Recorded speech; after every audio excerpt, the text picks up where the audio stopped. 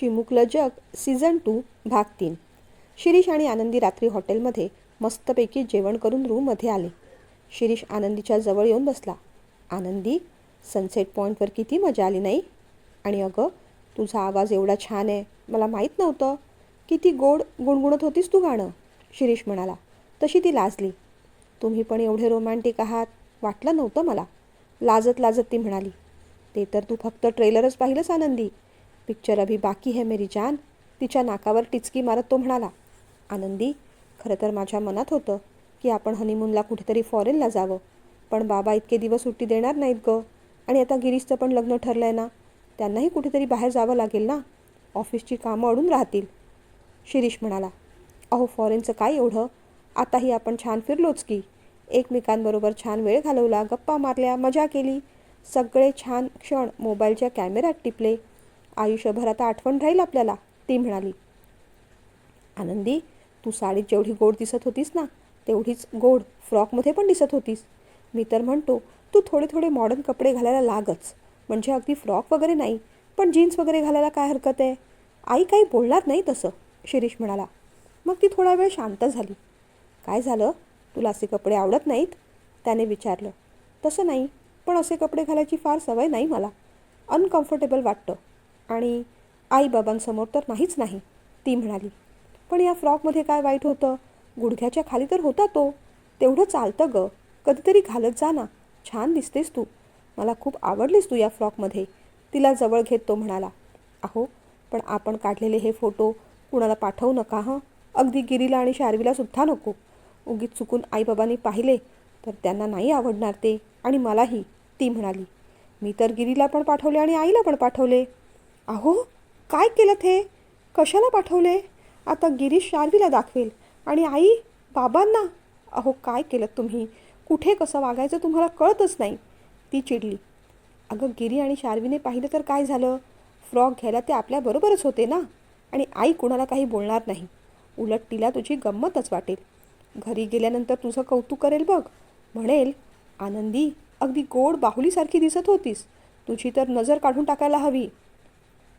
आणि हे असे मॉडर्न ड्रेसवरचे फोटो आईबाबांना कधीच दाखवणार नाही गं. तुला माहिती आहे, हे फोटो स्टेटसला लावायची माझी खूप इच्छा होती, पण म्हटलं नको, उगीच बाबांनी स्टेटस पाहिलं तर खवळतील, म्हणून स्टेटसला आपले देवळातले तुझे साडीवरचे फोटो लावले आहेत. बरं आनंदी, उद्या आपण इथल्या रिसॉर्टमध्ये स्विमिंग पूल आहे ना, तिथे भिजायला जाऊ. जवळच्या दुकानातून स्विमिंग कॉस्ट्यूम घेऊन येऊया, चालेल, त्याने विचारलं. नाही नाही, नको नको, पाण्याची फार भीती वाटते मला, आणि तसले अर्धे मुर्धे कपडे घालून तर मी अजिबात येणार नाही तुमच्या. नको नको, अहो, पाण्याची फार भीती वाटते मला, आणि तसले अर्धे मुर्धे कपडे घालून तर मी अजिबात तुमच्यासोबत येणार नाही, ती वैतागत म्हणाली. अर्धे मुर्धे कुठे, चांगली लॉंग स्लॅक्स आणि लॉंग टी शर्ट घे ना. कुठे कसे कपडे घालायचे मला सुद्धा कळतं आनंदी, कसले तरी भलते सलते अंग प्रदर्शन करणारे कपडे मीच तुला घालून देणार नाही. पण आपण इथे मजा करायला आलो आहे ना, मग सगळ्या गोष्टीत नको नको काय म्हणतेस. तो चिडल्यावर मग तिला आठवलं, आपण ठरवलं होतं यांना जे जे आवडेल ते ते करायचं. हे म्हणतायत ना, मग तसेच लॉंग कपडे घेऊ. बरं बरं, चिडू नका, आता तुम्ही म्हणाल तसं कोणत्याच गोष्टीत नको नको नाही करणार मी, पण चिडू नका, ती असं म्हणाली तसं त्याने तिला आणखीन जवळ ओढलं. अहो नको ना, आता काय म्हणाली होतीस आनंदी, कोणत्याच गोष्टीत नको नको नाही करणार म्हणून, फार लवकर विसरतेस तू. म्हणे मी केमिस्ट्रीची प्रोफेसर आहे, केमिस्ट्रीची रिॲक्शन कशी काय लक्षात राहतात तुझ्या मग. ती केमिस्ट्री लक्षात राहो न राहो, पण माझ्या प्रेमाची केमिस्ट्री समजून घे की जरा, तिची हनुवटी वर उचलत तो म्हणाला. अहो नको ना, लाज वाटते मला, पण तिचं पुढे काही ऐकण्याचा धीर होताच कुठे त्याला. तिला जवळ घेऊन त्याने दिवे बंद केले होते. आज आनंदी आणि शिरीष येणार म्हणून नूतनताई आनंदात होत्या, पण विश्वराजांची काळजीसुद्धा वाटत होती. हे पटकन आनंदीला काही बोलून जाऊ नयेत, ती बिचारी आनंदात असेल, उगीच तिचा हिरमोड व्हायला नको, अशी सुद्धा त्यांना काळजी वाटत होती. त्या दोघांना यायला तसा उशीरच झाला. 7-7:30 वाजता ते घरी आले, पण दोघेही एकदम छान आनंदी आणि फ्रेश दिसत होते. गिरीशला त्या दोघांना पाहून भारी वाटलं. काय दादा, स्ट्रॉबेरीसारखा एकदम लाल लाल झालायस, त्याने हळूच शिरीषला म्हटलं. गप गिरीश, शिरीष म्हणाला. चक्क लाजतोयस दादा तू, काय काय मजा केलीस तिथे, तुमची भांडणं तर झाली नाहीत ना, गिरीशने विचारलं. नाही रे, खूप मजा केली, खूप फिरलो, खरेदी केली, गप्पा मारल्या, टेकडीवर गेलो, सनसेट पाहिला, फोटो काढले, आणि एवढं म्हणून तो शांत झाला. आणि आणि काय काय केलं दादा? त्याने एवढं विचारलं तोच विश्वराज बाहेर येऊन बसले. तसे दोघेही एकदम शांत झाले. प्रवास व्यवस्थित झाला ना रे? त्यांनी शिरीषला विचारलं. हो बाबा, ट्रॅफिक नाही मिळालं तेवढं, तो म्हणाला. आनंदी कुठे आहे? त्यांनी विचारलं. ती किचनमध्ये आईला मदत करते. पण थकला असाल ना तुम्ही, लगेच मदत करायला का गेली ती? तेवढ्यात नूतनताई जेवण घेऊन बाहेर आल्याच. आनंदीने पण ताट पाणी घेतलं. आनंदी, बस, नुकतीच थकून आली आहेस तू, नूतनताई म्हणाल्या. असू दे नाही, 2 दिवस तुम्हीच करत होतात, असं म्हणत ती पुन्हा आत गेली. जेवणाची भांडी घेऊन बाहेर आली. तिने सगळ्यांना जेवण वाढलं. आता तूही मागे थांबत राहू नकोस, बस तूही, नूतनताई म्हणाल्या. नको आई, कुणाला काही हवं असेल तर वाढेन, मग नंतर बसेन मी, ती म्हणाली. बस बस आनंदी, कुणाला काही हवं असेल तर जो तो आपापल्या हाताने घेईलच. बस तू, बोलायचं आहे मला तुझ्याशी, विश्वराज म्हणाले. तसं आनंदी विश्वराजांकडे क्षणभर पाहतच राहिली. त्यांचा स्वर नेहमी असतो तेवढा हळूवार नव्हता आणि चिडतात तेव्हा जसा वरच्या पट्टीत लागतो तसाही नव्हता. हा काहीतरी वेगळाच सूर लागत होता. थोड्या वेळाने बसेन बाबा मी, ती म्हणाली. बस म्हटलं की बसावं आनंदी, म्हटलं ना मला बोलायचं आहे तुझ्याशी म्हणून, बस लवकर, विश्वराज म्हणाले.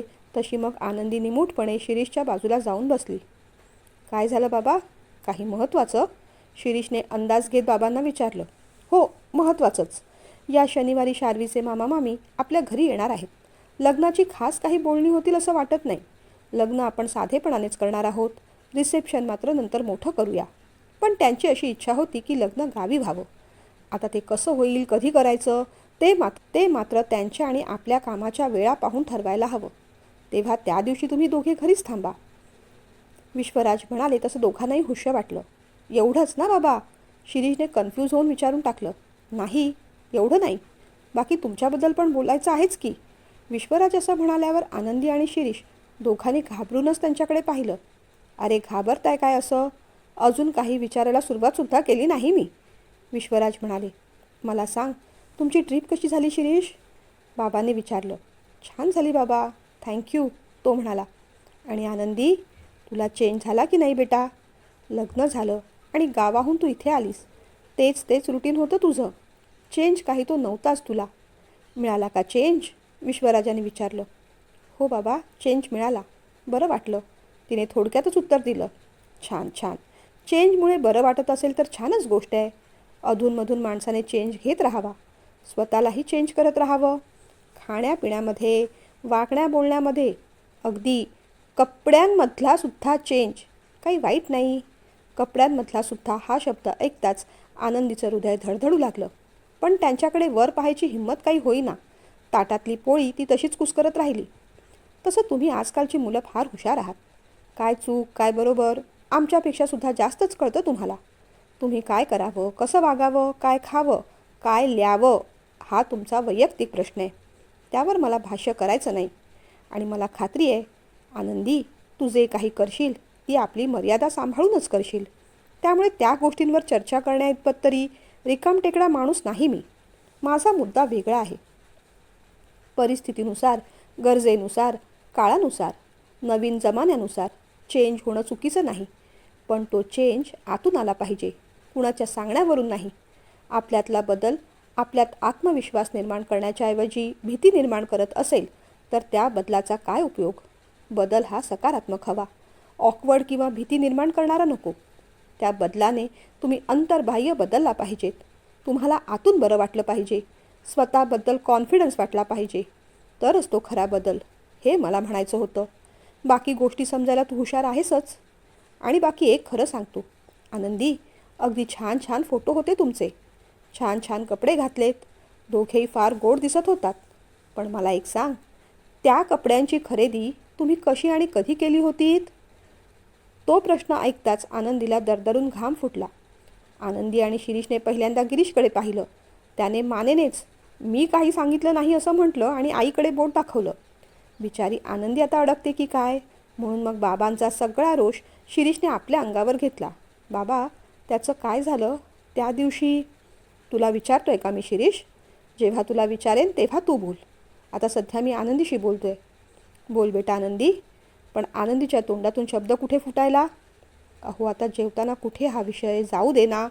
नूतनताईंनी मध्यस्थी करून पाहिली. नूतन, नको मध्यस्थी करूस प्रत्येक वेळेस तू.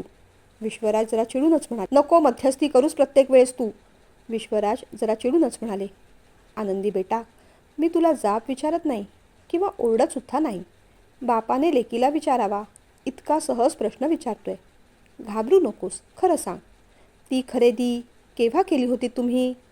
आनंदी आता लाल लाल झाली होती. बोलायची हिंमत होत नव्हती. हळूहळू डोळ्यात पाणी दाटलं होतं. सांगतेस ना बेटा? विश्वराजांनी विचारल्यावर मग तिने ग्लासातलं एक घोट पाणी घेतलं. बाबा, एवढं बोलून ती पुन्हा शांत झाली. बळ एकवटण्यासाठी तिने पुन्हा एक घोट पाणी घेतलं. बोल, घाबरू नकोस.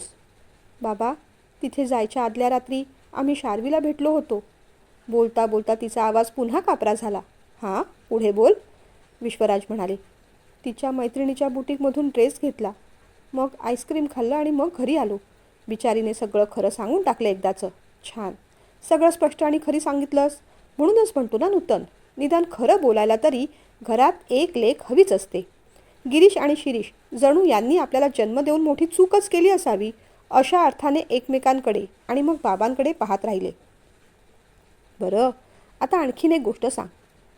तो ड्रेस घ्यायची मूळ आयडिया कोणाची होती? शिरीषकडे पाहत विश्वराजाने विचारलं. त्याचं उत्तर मात्र ती देऊ शकली नाही. समजलं मला. प्रेमासाठी कधी कधी काही गोष्टी कराव्या लागतात, करायच्याही असतात. चूक नाही ते, पण आपल्या मनाला, तत्वांना मुरड घालून नाही. कोणत्याही छोट्या किंवा मोठ्या निर्णयात इतरांबरोबर आपली इच्छा, मन आणि बुद्धी याचाही तेवढाच सहभाग हवा. बदल कुणाच्या दबावाने नाही, तर आपल्या स्वभावाने व्हायला हवा. तरच त्या बदलाला आणि आपल्या बदलण्याला खरा अर्थ असतो. त्यानेच आत्मविश्वास येतो. भीती वाटत नाही कुणाची आणि कसलीच. जिथे लपवण्याची गरज भासते, भीती वाटते. त्या गोष्टी कशाला करायच्या? हो ना ग आनंदी, असं म्हणत विश्वराज उठले. आनंदीने मान वर करून सुद्धा पाहिलं नाही. बरं, माझं जेवण झालंय, तुमचं सावकाश होऊ द्या. पुढे जाऊन मग ते वळले. पण बेटा आनंदी, ते असं म्हणताच आनंदीने दचकून त्यांच्याकडे पाहिलं. अगं, त्या कपड्यात अगदी गोड बाहुलीच दिसत होतीस तू. पुस्तकातल्या सिंड्रेलासारखी. नव्हे नव्हे, पाकोळीसारखी. असं म्हणून ते पुन्हा चालू लागले. पाठपुऱ्या पुढे चालत राहणाऱ्या बाबांकडे सगळेच जण आश्चर्याने पाहत राहिले. पुढे चालत राहणाऱ्या बाबांकडे सगळेजण आश्चर्याने पाहत राहिले. एका दगडात एखाद्याने किती पक्षी मारावेत? पण छे, बाबा पक्षी मारणाऱ्यातले नव्हते. उलट त्यांच्या चिमुकल्या घरट्यातल्या सगळ्याच पक्ष्यांना, छोट्या पिल्लांना बाहेरच्या जगात भरारी घेण्यासाठी बळ देणारे होते. शिरीषला मात्र कसं तरीच वाटू लागलं. जेवण झाल्यानंतर बाबा बाहेर गार्डनमध्ये शतपावली करत होते. तोही मागे गेला. कोणतीच प्रस्तावना न देता त्याने सरळ मुद्द्याचं बोलायला सुरुवात केली. बाबा, त्या दिवशी तो ड्रेस घ्यायला मीच आनंदीला फोर्स केला होता. त्याच्या खांद्यावर हात ठेवत विश्वराज म्हणाले. ही गोष्ट माझ्याकडे बोलायला आला नसतास तरी चाललं असतं शिरीष. तुम्ही कसं वागावं हा तुम्हा नवरा बायकोचा प्रश्न आहे. फक्त एवढंच सांगतो, मनाविरुद्ध करायला लागणाऱ्या गोष्टींना फार आयुष्य नसतं रे. म्हणून त्या जर समोरच्याच्या भल्याच्या नसतील ना, तर फार फोर्स करूही नाही. असं म्हणून विश्वराज छान हसले. जा, झोप जा आता. त्याच्या पाठोपाठ विश्वराजसुद्धा घरात आले आणि झोपायला बेडरूममध्ये गेले. अहो, आज तर मी घाबरले होते. मला वाटलेलं तुम्ही आनंदीला कपड्यांवरून काही बोलताय की काय? नूतनताई विश्वराजांना म्हणाल्या. नूतन, तुला समजलं की नाही माहीत नाही मला, पण एक गोष्ट घडली. आनंदीला तसं तर मी फार काही बोललो नाही, पण बोलतं मात्र केलं. रडत रडत का होईना आज सगळं खरं आणि स्पष्ट बोलू शकली ती. होय हो, लक्षातच आलं नाही माझ्या. 1% का होईना भीड चेपली पोरीची आणि 0.5% का होईना विश्वास वाढला तिचा. मला वाटतं आज पहिल्यांदाच तुमच्यासमोर एवढं स्पष्ट बोलली असेल ती, नाही का? ती मनातलं स्पष्ट आणि काही म्हणाल्या.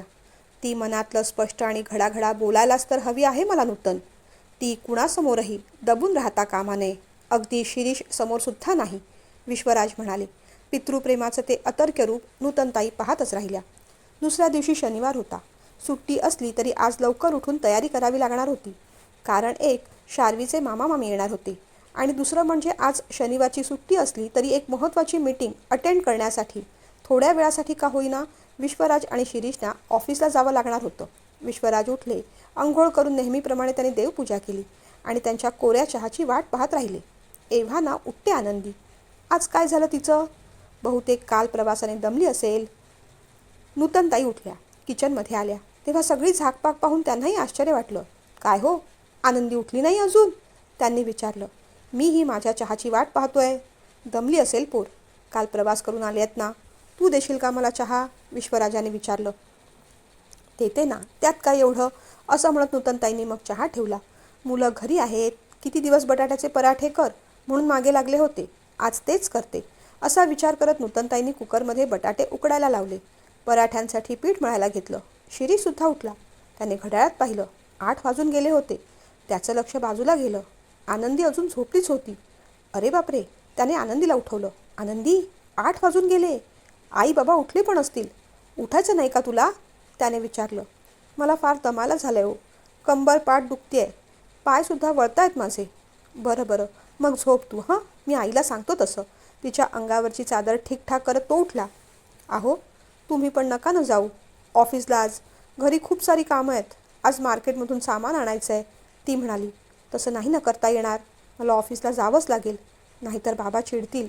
तू गिरीला घेऊन जा ना, तो म्हणाला. अहो, असं काय करता? त्याला एकतर बरं नाही. उन्हातानात त्याला कुठे फिरवू? तुम्ही थांबा ना, मला तेवढीच मदत होईल. माझी कंबर फार दुखते आज. तुम्ही घ्या ना सुट्टी प्लीज, ती म्हणाली. आणि बाबांना काय सांगू? मी ऑफिसला येत नाही कारण आनंदीची कंबर दुखते म्हणून. अहो, माझं कारण कशाला द्यायला हवं? तुम्ही सांगा तुमची कंबर दुखते म्हणून. नका न जाऊ, ती म्हणाली. बरं, बघतो विचारून. तू झोप. तिने अंगावरची चादर हाताने जवळ ओढली. पाय पोटाशी घेतले आणि ती झोपली खरी. पण झोप काही येईना. लोळावंसं वाटत होतं. पण आई बिचाऱ्या एकट्या काय काय करतील हा सुद्धा विचार मनात येत होता. जाऊ देत, उठतेच कशी, असं म्हणत तिने अंगावरची चादर बाजूला केली. घडी घातली. पटकन कशीबशी आंघोळ करून घेतली आणि ती किचनमध्ये गेली. काय गं बेटा, थकायला झालं? नूतनताईंनी प्रेमाने विचारलं. हो आई, जरा थकल्यासारखं वाटतंय. सॉरी, उशीर झाला उठायला, ती म्हणाली. त्यात काय एवढं, मी पराठे करतेय. तू बस बाहेर, त्या म्हणाल्या. नको, मी करते, असं म्हणत ती त्यांच्या हातातलं पोळपाट लाटणं घेऊ लागली. तेव्हा नूतनताई म्हणाल्या. असं नको करूस आनंदी. आज तब्येत बरी नाही ना. बस थोडा वेळ बाहेर. पण ऐकेल ती आनंदी कुठली? आई एवढं काम करत असताना आपण बाहेर जाऊन बसलोय, हे तिच्या तत्वात बसणारं नव्हतं. नको, करते मी आई. नंतर करेन थोडा वेळ आराम. बळेबळेच तिने त्यांच्या हातातलं पोळपाट लाटणं घेतलं आणि उरलेले सगळे पराठे करून टाकले. गिरी, हे तुझे बिन तिखटाचे पराठे, घे खाऊन, ती म्हणाली. बाबांनी शिरीषला म्हटलं. शिरीष, तुझीच गाडी काढ. तुझा पण लॅपटॉप बरोबर राहू दे. तशी मीटिंग मीच अटेंड करेन, पण तू असलास तर बरं होईल, बाबा म्हणाले. शिरीषने मग आनंदीकडे पाहिलं. डोळ्यानेच ती म्हणत होती. अहो, विचारा की बाबांना. बाबा, काय? बाबा, बोल पटकन शिरीष. बाबा, मी नाही आलो तर नाही का चालणार, त्याने विचारलं. का? विश्वराजाने जरा रागातच विचारलं. त्याने मान चोळली आणि म्हणाला. अहो, माझी कंबर खूप दुखती आहे. तुझी कंबर मानेवर येऊन पोचली की काय शिरीष? मान घट्ट धरून ठेवली आहेस आणि कंबर दुखते म्हणून सांगतोयस? मान दुखते की कंबर? विश्वराजाने असं विचारल्यावर तो गोंधळला. दोन्ही दुखते, तो म्हणाला. तरीही चल, आल्यावर आराम कर. खाऊन घे पटकन. त्याने मग दुःखानेच आनंदीकडे पाहिलं. ती पण बिचारी हिरमुसली झाली. आनंदी, माझा लॅपटॉप देतेस? शिरीषने विचारलं तशी ती रागाने उठली. तोही तिच्या मागे गेला. लॅपटॉपची बॅग उचलत त्याने तिच्याकडे पाहिलं आणि म्हणाला. तू थोडा वेळ आराम करून घे हां. अहो, जा ना तुम्ही. उगीच सल्ला नका देऊ. मी आराम करेन नाहीतर काम. तुम्हाला काय त्याचं? म्हणे आराम कर. मी आराम करणार, मग कामं तुम्ही करणार आहात का येऊन? तिने रागानेच विचारलं. अगं, पण मी काय करू? मी प्रयत्न केला होता, पण नाही जमलं. आता बाबा ऐकायला तयार नाहीत. मी काय करणार त्याला? तो म्हणाला. नाही जमलं ना, मग जा. मी काय करायचं ते नका सांगत राहू. तीही वैतागली. त्याने तिच्याकडे रागानेच पाहिलं आणि बॅग उचलून तो निघून गेला. ते दोघे गेल्यानंतर नूतनताईंनी आनंदीला विचारलं. आनंदी, मार्केटमधून सामान आणायचं होतं. मी जेवणाचं पाहते. तू घेऊन येशील का? तिचा चेहरा अगदी सुकला होता. नूतनताईंना तिची दया आली. तुला बरं वाटत नसेल तर मी मार्केटमध्ये जाते, त्या म्हणाल्या. नको आई, जाईन मी. तेवढ्यात गिरीश पटकन म्हणाला. मी आणून देऊ का आनंदी? काय आणायचं मला सांग. नको रे गिरी, बाहेर ऊन बघ केवढं आहे. तुला उगीच त्रास होईल त्याचा. मी आणते पटकन, असं म्हणत तिने सामानाची लिस्ट घेतली आणि बाहेर पडली. नूतनताईंनी जेवणाचं काम आटपून घेतलं. जेवण झाल्यानंतर तरी थोडा वेळ आराम करता येईल असं आनंदीला वाटलं होतं.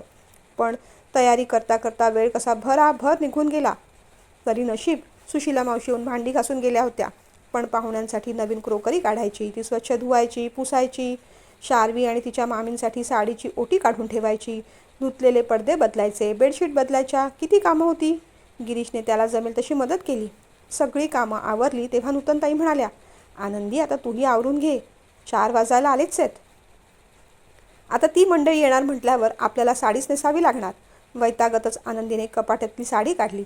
कशी बशी ती तयार झाली. कंबर आणि पाठ जास्तच दुखायला लागली होती. साधारण 4:15 वाजता शिरीष आणि बाबासुद्धा आले.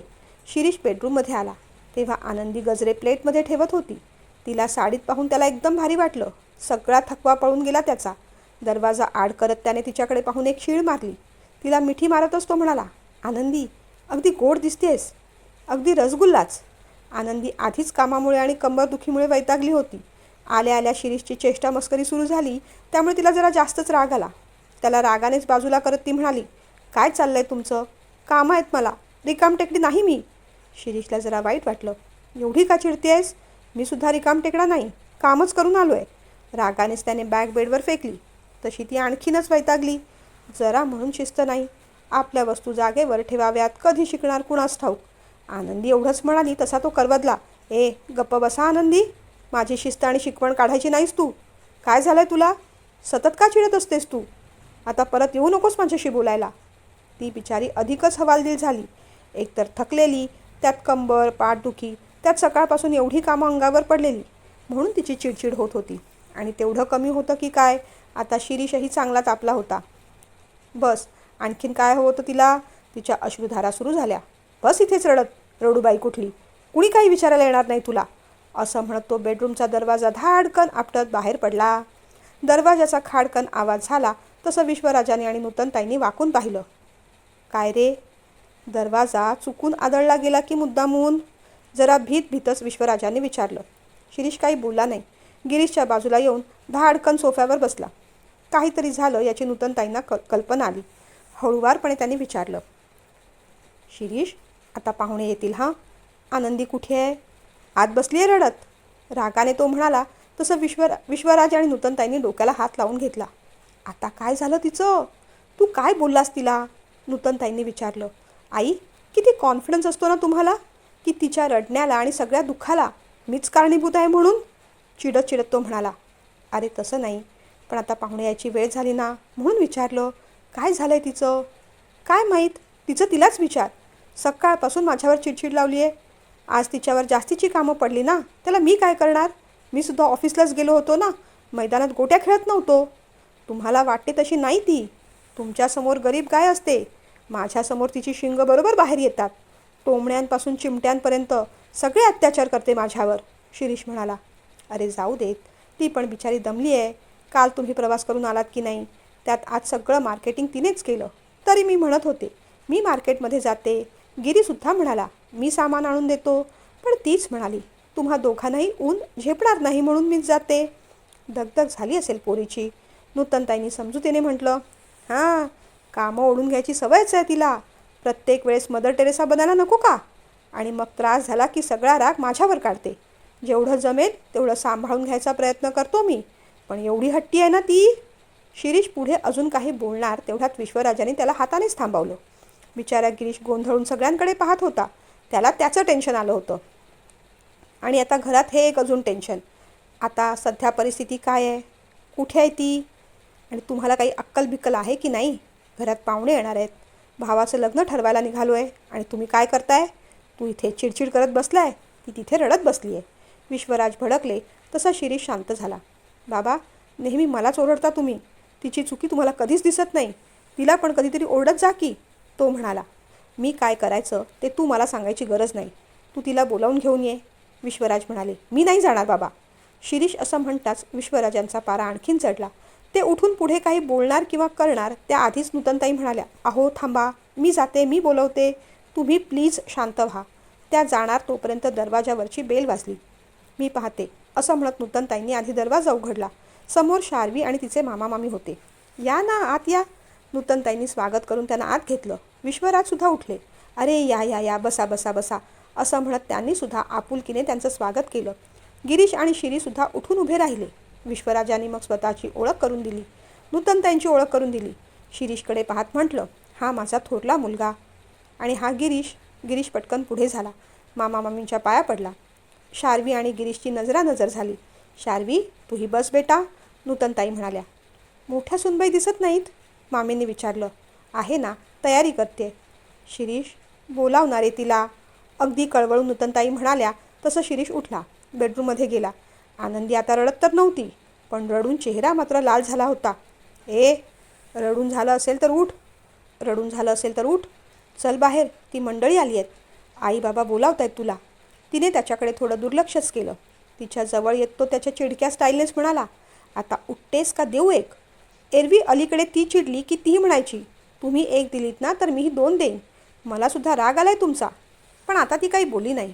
गुपचूपपणे उठली, चेहरा धुतला, स्वच्छ पुसला, हलकीशी पावडर आणि लिपस्टिक लावली, साडी ठीकठाक केली आणि मग ती बाहेर गेली. ये आनंदी, नूतनताई तिच्या पाठीवर हात ठेवत म्हणाल्या. बरं का, ही आमची मोठी सून आनंदी. पण बरं नाही आहे का हिला? जरा डोळे सुजलेले वाटतात, मामींनी पटकन विचारलं. अहो नाही, काल जरा दोघेजण मोठा प्रवास करून आले ना, आज दिवसभर बरीच कामं झाली म्हणून थकली आहे ती. नूतनताईंनी त्यांच्या परीने विषय सावरायचा प्रयत्न केला. मी पाणी आणते, असं म्हणत आनंदी आत गेली. तिच्या पाठोपाठ शार्वीसुद्धा आली. बहिणी, कशा आहात? तिने विचारलं. शार्वीचे दोन्ही गाल आपल्या 2 हाताने पकडत आनंदी म्हणाली, मी छान, तू कशी आहेस? आणि हे काय, ड्रेस घातलास? मला वाटलेलं साडी नेसून येशील, म्हणजे निदान साडीत तरी आपलं ट्विनिंग होईल. बहिणी, अहो मला नीट साडी नेसताच येत नाही. त्या दिवशी फंक्शन होतं तेव्हा पार्लरमधून नेसून आले होते मी. आज मामा मामी घरी होते तेव्हा पार्लरमध्ये जायची संधीच मिळाली नाही. शार्वी असं म्हणाली तेव्हा आनंदीने तिला जवळ घेतलं आणि म्हणाली, इथे आलीस ना की मी छान चापून चोपून नेसून देईन तुला साडी. आनंदी मग सगळ्यांसाठी चहा आणि खाण्याचे पदार्थ घेऊन बाहेर आली. बाहेर मामांचा आणि विश्वराजांचा लग्नसंबंधित विषय चालला होता. आमचा गिरीश आवडला ना तुम्हाला? विश्वराजाने विचारलं. अहो, एवढा राजपिंड आहे, न आवडायला काय झालं? मामा म्हणाले. बरं, आता लग्नाचं कसं करूया? विश्वराजाने पुन्हा विचारलं. तुम्हाला तर माहिती आहे, शार्वीची आजी म्हणजे माझी आई सध्या आजारी असते. तिला इथे आणणं फार कठीण होईल आमच्यासाठी. तेव्हा तिच्यासाठी म्हणून गावी लग्न घेतलं तर चालेल का तुम्हाला? वाटल्यास सगळा खर्च मी करतो. हात जोडून मामा बोलू लागले. तेव्हा मात्र मामींचा चेहरा पडला. अहो, असं काय? आम्हाला एवढी गुणाची मुलगी देणार तुम्ही आणि खर्चही तुम्हीच करणार? ते कसं चालेल? लग्नाचा खर्च हा आम्हीच करणार. तुम्ही फक्त तिकडे तयारी करा. इथून सुट्टी घेऊन ते सगळं पाहायला जमणार नाही आम्हाला. मला लग्नासाठी लांबण लावायची नाही. साखरपुडा, लग्न सगळं एकत्रच करूया.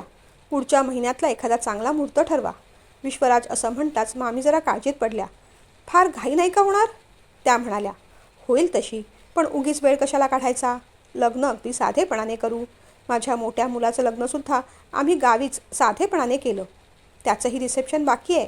आमच्या मनात होतं दोघांची लग्न झाली की एकच मोठं रिसेप्शन द्यावं, म्हणूनच आम्हाला फार वेळ काढायचा नाही. विश्वराज म्हणाले. तुम्ही म्हणाल तसं. असं म्हणून मामांनी पण होकार दिला. चला मग तोंड गोड करूया, असं म्हणत नूतनताईंनी बेसनाच्या लाडवाची डिश पुढे केली. घ्या ना, आवडतील तुम्हाला, आमच्या आनंदीने केले आहेत. नूतनताईंनी कौतुक केलं. मामा मामीने लाडू घेतले. वा, अतिशय छान केलेत लाडू. मामींनी पण कौतुक केलं. मोठी सून अगदी सुगरण दिसते, पण आमच्या शार्वीला फार येत नाही हा स्वयंपाक. तसाही स्वयंपाक करायला वगैरे वेळ कुठे तिला? सगळा वेळ ऑफिसमध्येच जातो. मामी म्हणाल्या. अहो, येत नसलं म्हणून काय झालं? आम्ही शिकवू तिला, हळूहळू शिकेल ती. नूतनताई समजुतीने म्हणाल्या.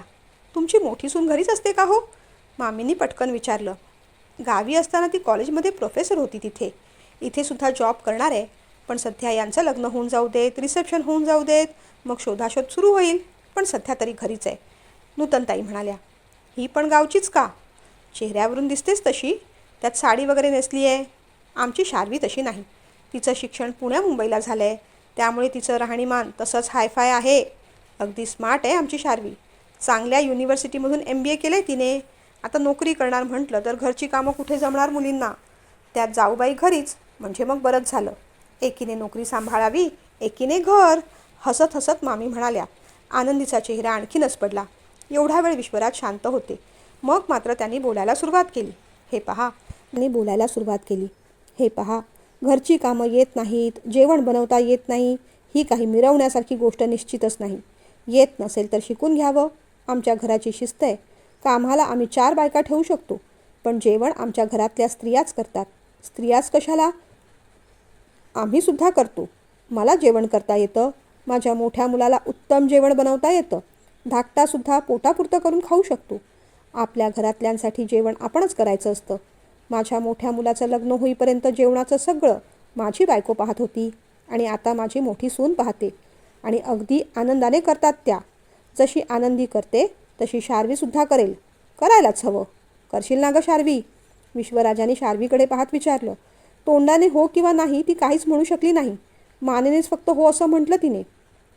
बाप रे, आधीच घाबरली की हो पोर आमची, मामी म्हणाल्या. विश्वराज पुढे काही बोलणार तेवढ्यात नूतनताई म्हणाल्या. अहो घाबरायचं काय त्यात? आम्ही तिला एकटं पाडणार नाही. आम्ही आहोत ना. आणि आपला संसार म्हटला की हळूहळू शिकायला नको का सगळं?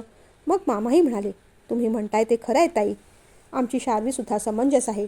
शिक्षणासाठी बाहेर राहिल्यामुळे तिला फार स्वयंपाक शिकता आला नाही तेव्हा. पण माझी खात्री आहे तुम्ही प्रेमाने शिकवाल आणि ती नक्की शिकेल. बरं, देण्याघेण्याच्या तुमच्या काही अपेक्षा असतील तर सांगा. माझ्याच्याने होईल तेवढं करेन मी, मामा म्हणाले. त्यांचा हात हातात घेत विश्वराज म्हणाले. मुलगी आणि नारळ तेवढंच द्या. बाकी आम्हाला काही नको. देवाच्या कृपेने सगळं भरभरून आहे आमच्याकडे. मोठ्या सुनेच्या रूपात लक्ष्मी आली. धाकटीच्या रूपात सरस्वती येऊ. विश्वराज असं म्हणताच मामा छान हसले. बरं मग गुरुजींना विचारून मुहूर्त कळवतो मी. ठीक ठीक. आनंदी, चल मामींना आपलं घर दाखवूया. नूतनताई आनंदी मामींना घेऊन घर दाखवायला गेल्या. सोबत शार्वीसुद्धा गेली. ही आमची खोली. ही शिरीष आनंदीची. या बाजूला किचन आहे. नूतनताई एवढं म्हणताच मामीने पुन्हा विचारलं. अहो पण मग नवीन जोडप्याला कुठे जागा? नूतनताई जरा दचकल्याच. अहो सगळ्यांचा विचार केलाय आम्ही. बाजूचा फ्लॅट विकत घेणार आहोत. बोलणं झालंय, व्यवहार बाकी आहे. शार्वीला इथे कसलाच त्रास व्हायचा नाही. हां, आम्हालाही तेच हवंय. तिचे आई बाबा गेल्यानंतर तिला आम्ही तळहाताच्या फोडाप्रमाणे जपलं. मामांचा तिच्यावर खूप जीव आहे. अशा मोठ्या कुटुंबात कधी राहिली नाही ती. शिवाय दिसायला स्मार्ट, अभ्यासात, कामात, व्यवहारात सगळ्यात हुशार. म्हणूनच काळजी वाटे. एवढ्या मोठ्या घरात कशी ॲडजस्ट होईल ती? मामी म्हणाल्या. अहो मगाशी म्हटलं ना, होईल सगळं व्यवस्थित, नूतनताई म्हणाल्या. त्यांना खरं तर मामींच्या बोलण्याचा राग येत होता, पण आता उगीच वाद घालण्यातसुद्धा अर्थ नव्हता. आनंदी, ओटीचं सामान आण जरा. आनंदीने ओटीचं सामान आणलं. मामींची ओटी भरली. शार्वी, अगं फोटो घे ना आपला, मामी म्हणाल्या. हो मामी, सेल्फीज घेऊया, असं म्हणत शार्वीने मोबाईल काढला. आनंदीच्या हातात दिला. तुम्ही इथून घ्या म्हणजे सगळ्यांचंच छान येईल. आनंदीने मोबाईल उभा आडवा केला, पण तिच्या पकडीत तो मोबाईल येईना. आडवा पकडून सेल्फी घ्यायला बॅलन्स लागतो तसा तिला करता येईना. मग ती म्हणाली, नाही गं शार्वी, जमत नाही आहे मला. तेवढ्यात मामी हसत हसत म्हणाल्या. साधा फोटो काढता येत नाही तुला? शहरात राहून नोकरी काय गं करणार तू? नूतनताई आणि आनंदी पाहतच राहिल्या. निघताना आनंदीच्या खांद्यावर हात ठेवत त्या म्हणाल्या. तुला घरकामाची सवय असेल बाई, आमच्या शार्वीला नाही. सांभाळून घे हो तिला. आनंदीला त्यांच्या टोचून टोचून बोलण्याचा राग आला होता. तिचा चेहरा पडला होता. शार्वीने बाहेर येऊन सगळ्यांना नमस्कार केला. लग्नाची तारीख गुरुजींना विचारून पक्की करू असं बोलणं झालं आणि मग मामा मामी आणि शार्वीने सगळ्यांचा निरोप घेतला. आनंदी चटकन बेडरूममध्ये आली. तिने आधी कपडे चेंज केले. फ्रेश झाली.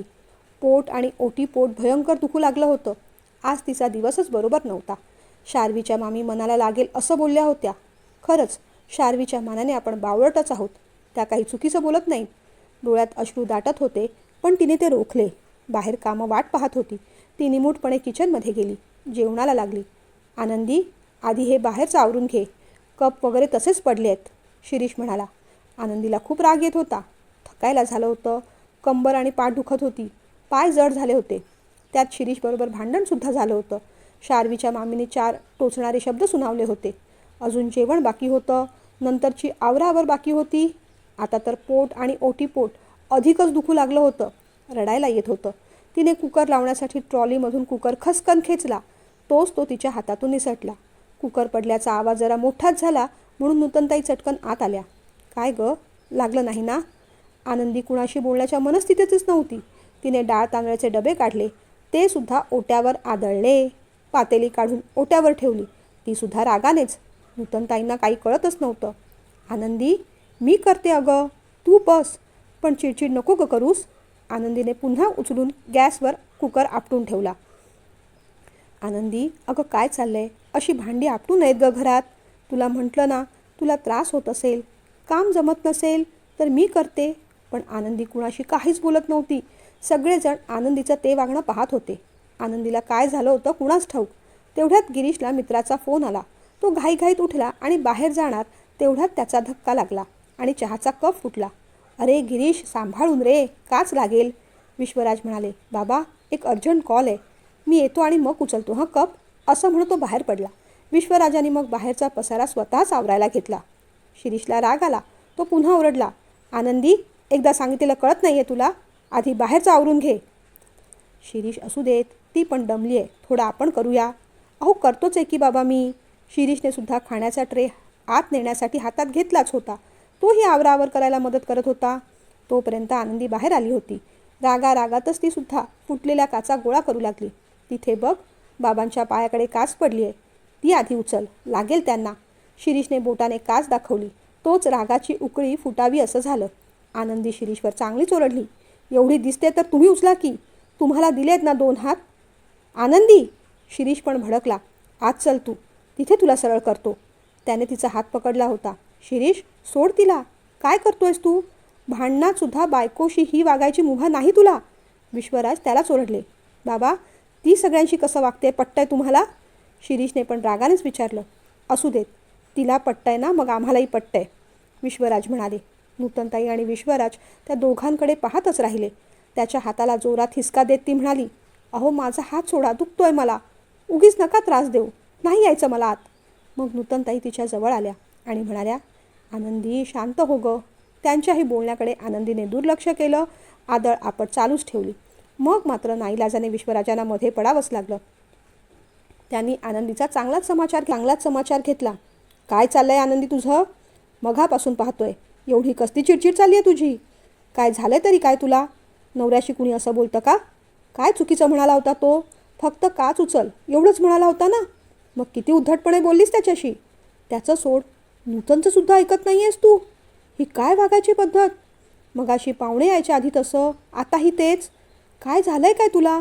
भांड्यांची आदळआपट चालू आहे, त्याला वाटेल तसं बोलतेस, नूतनकडे दुर्लक्ष करतेस. तुझं हे वागणं अजिबात खपवून घेणार नाही आम्ही. नूतनताईंनी मग डोक्याला हात लावला. आनंदी आता रडू लागली होती. बाबांच्या आवाजाने गिरीश आत येऊन ते सगळं पाहत होता. 4 शब्द बोलले की लगेच रडणं सुरू होतं तुझं. म्हणजे तू कशीही वागलीस तरी तुला आम्ही काहीच बोलायचं नाही, असं का वाटतंय तुला?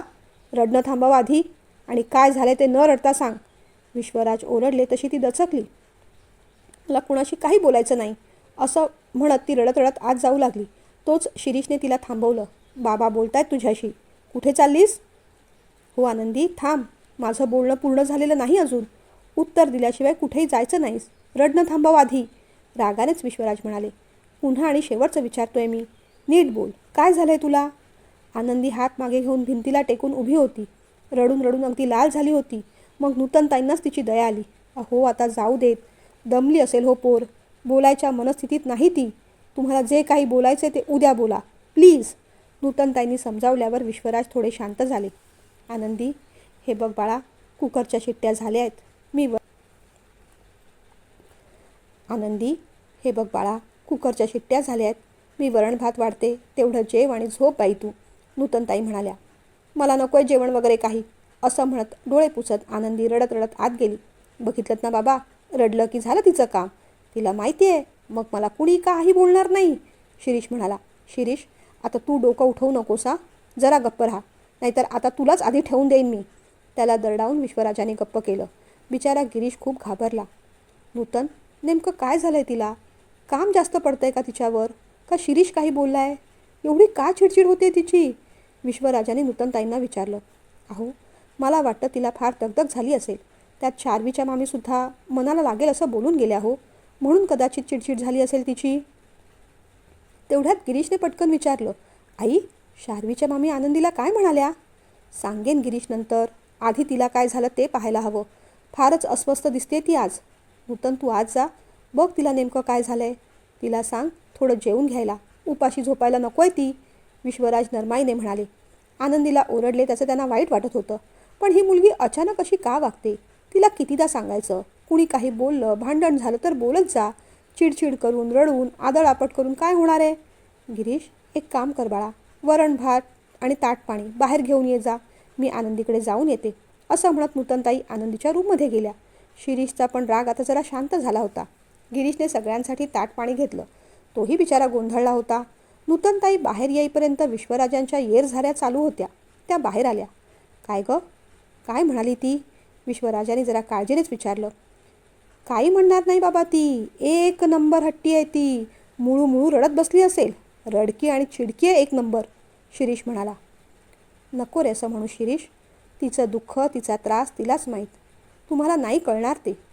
पोटात आणि ओटीपोटात फार दुखतंय हो तिच्या. का गं, अचानक काय झालं? डॉक्टरांकडे जाऊया का? तिने बाहेर काही खाल्लं होतं का? विश्वराज आता चांगलेच घाबरले होते. नाही हो, बायकांचा महिन्याचा प्रॉब्लेम. तुम्हाला कुणाला नाही कळणार तो. पाय पोटाशी धरून पोटावर उशी आवळून रडते फक्त. तुम्हाला फक्त आम्हा बायकांची बाहेरची चिडचिड दिसते, राग दिसतो, पण आतून खवळलेलं शरीर नाही कळणार तुम्हाला. ते आमचं आम्हालाच भोगावं लागतं. बाई पण सुद्धा सोपं नसतं आणि आई पण सुद्धा. नूतनताई असं म्हणाल्या तसे विश्वराज, शिरीष आणि गिरीश अगदी शांत झाले. फार त्रास होतोय का गं तिला? विश्वराजाने जरा काळजीनेच विचारलं. होतोय खरा. शिरीष, आमच्या खोलीत गरम पाण्याची रबरी बॅग आहे, ती घेऊन ये. मी पाणी गरम करून देते, तिला नेऊन दे जा आणि तिच्यासोबतच बस रे. अशा वेळेस नवऱ्याच्या प्रेमाची, आधाराची गरज असते बाईला. नूतनताईंनी शिरीषला समजावलं. अरे अरे, मीही आज जरा जास्तच ओरडलो. त्याने ती अधिक दुखावली गेली असणार पोर. चुकलं माझं. विश्वराजांचं दुःख चेहऱ्यावर स्पष्ट दिसत होतं.